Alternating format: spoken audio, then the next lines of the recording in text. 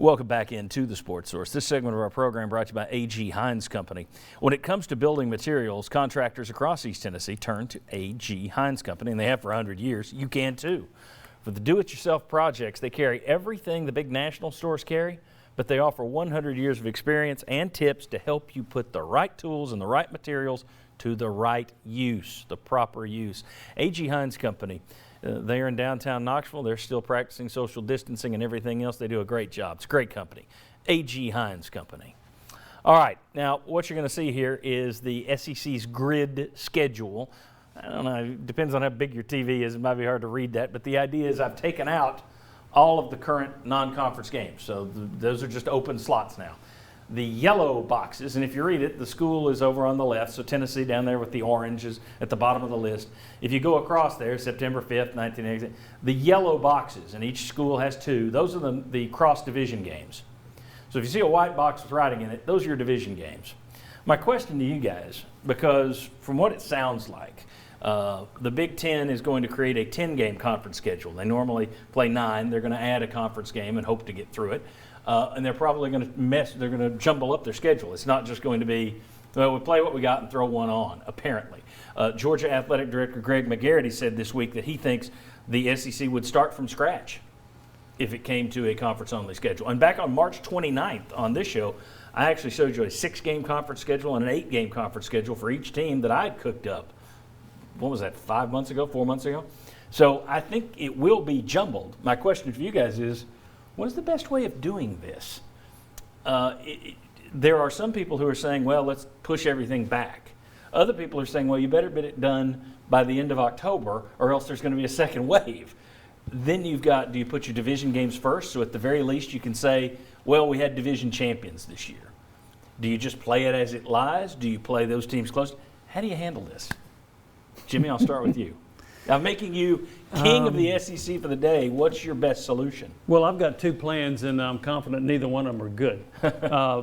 I thought about maybe playing a couple of extra conference games. You go to 10 to have an even number, and then maybe in Tennessee's case, you play Ole Miss and LSU. Those are 2 West Division opponents you're supposed to play in future years.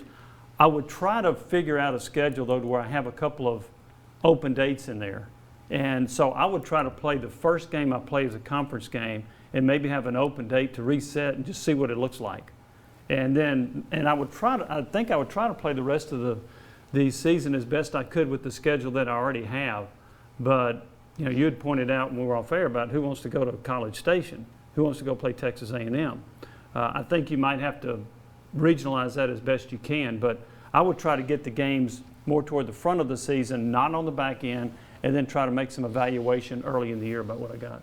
Josh? Yeah, my initial thought was try to do a 10-game schedule, conference only. But part of the issue is when do you start? If you're starting 2 weeks later, because I'm also thinking like Jimmy, well, I want some space in there. Well, if you're moving the season back a couple of weeks, you're not leaving that much time in there. Also, if they have a goal of trying to work something out, SEC, ACC with some of those in-state games, that's probably out the window here. So I move it back down a little bit. I think there should be a 9-game conference schedule every year. I think they should try that this year. See if you can do 8 or 9.